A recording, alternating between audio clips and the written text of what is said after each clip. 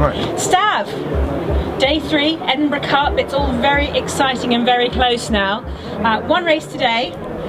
You've got some great guests with you. Tell us about your guests and what happened on the water. Well, it was a fantastic day today. We only had one race. We were going to have the cruise race after the first race, but the weather deteriorated, so we couldn't do that. But it was the first, in my opinion, the first proper race. We had about a 2.2 mile beat. We had a wind from the southwest of about 18 knots. We had one recall, and then we had a black flag start. And then we had, like I said, a proper race. And I'm delighted to say I have my skipper, Gavia, with me. And I have the race winner, Patrick Gifford. And I also have Peter Bowring from Ireland, who's going to have a chat in a minute about next year's programme in Ireland, because it's quite big. But first of all, Gavia and I were sailing together. We were second today, and Patrick was the winner. I'd like to ask Patrick how you managed to win the race, in your opinion. Was it in the end? Well, I think my view is that the Irish boat, Richard Goodbody, slightly lost the race. He was a bit too aggressive in the way he tried to defend, and rather than shepherding us around, he put a very tight cover on me, so we tacked off. Yeah. I think he did, and then did more or less the same to you, and it didn't really work for him. Yeah. And then in the end, he couldn't accept the fact that he wasn't winning, so he put in a tack that simply couldn't ever have worked underneath me, right at the pin end of the line, rather than accepting that if he bore away and went under me, he was still going to be second. Yeah. I think that's. I think. I mean, Gavia, did you see it that way? I mean, Richard was leading all the race. This is 2:10, and he's recently, Peter, I think, been second in your East Coast. Oh yeah, he's been consistently fast now all year, yeah. And he had the jump on us all the race through. He was leading all the race through, and I think he felt, because he lost first place, he was entitled to it. How did you see it, Gavin? It was a bit like that. Well, I thought he tried to hit you and sink you, actually, but no. Well, it was.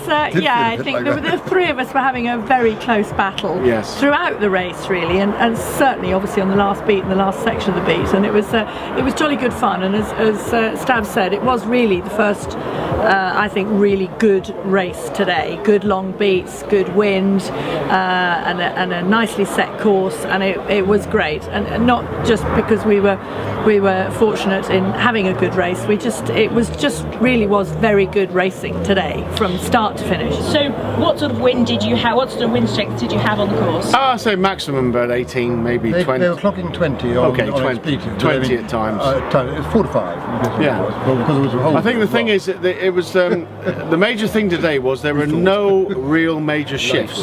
There were subtle shifts, but there were no real major changes. So once you established your positions, it was quite easy to defend.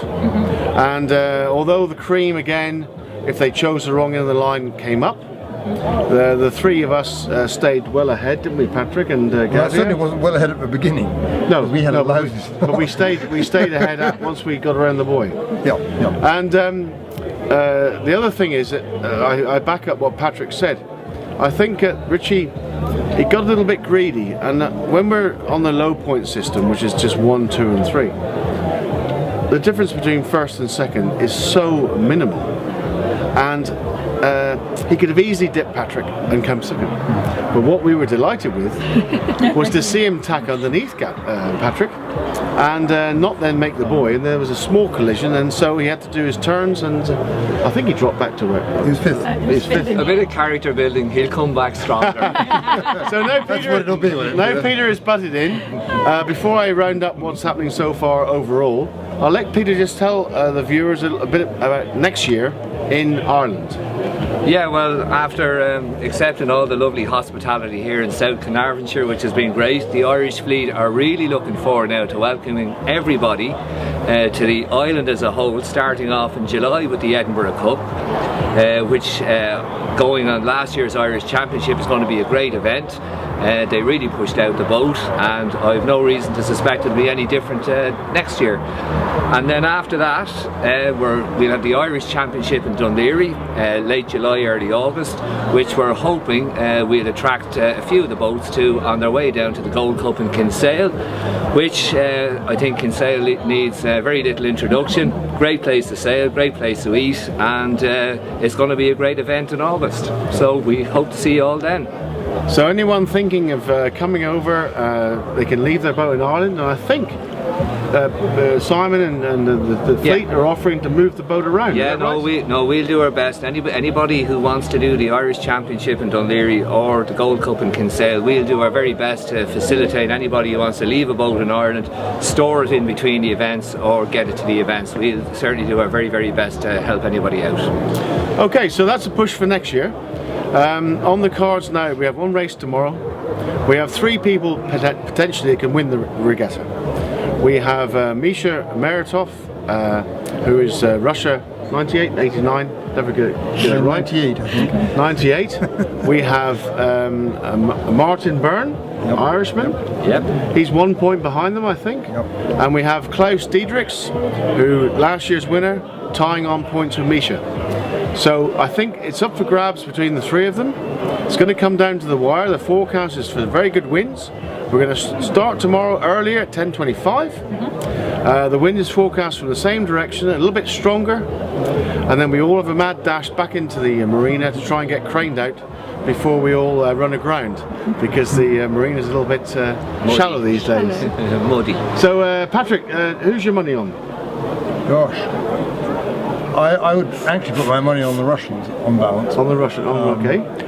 I mean, that's not a sentimental bet, but if you're offering me 2-1 against anyone, okay, you go for the Russians. Peter, who do you think? Do you think your Irishman can Well, come just through? funnily enough, I don't think I'd go further than the Irish, but sure, there you go. Gavia, who do you think? Well, I'd have to say it's notable there's no GBR boat in those first 3 for the Klaus. Edinburgh Cup. Oh, Klaus is. Klaus, I'm sorry, yes, Klaus. Come on, Of come on. course he is. Get a grip, woman. He's definitely GBR Definitely is a GBR And he was boat. last year's winner, the title It was owner. last year's The winner. thing is, with Klaus this year, he's actually sailing with 2 Irishmen. Indeed. And not only just 2 Irishmen. Peter, can you tell us who he's sailing with? Well, he's sailing with Peter O'Leary and David Burrows, who are currently campaigning the Star for Weymouth next year, and going quite well.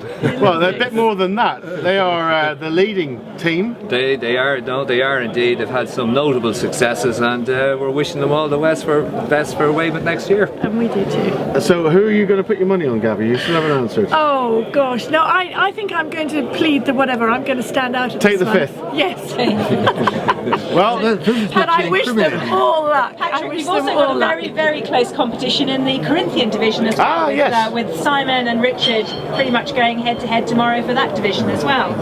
You've been racing with the Corinthians. What's your thought on that one? Well, I would be inclined to put my money on Simon just from more experience, that he's a bit more reliable in terms of how he finishes.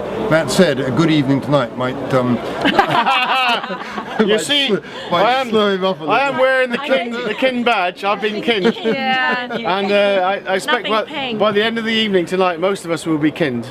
Nothing So pink. let's just hope that they're not. And I think there's a reasonable chance an Irish boat might take that I title. think I'm like 3rd, but I'm a very long way behind. Well, thanks everyone, and enjoy your evening this evening at the gala dinner. Thank you very much. Thank you. Thank you.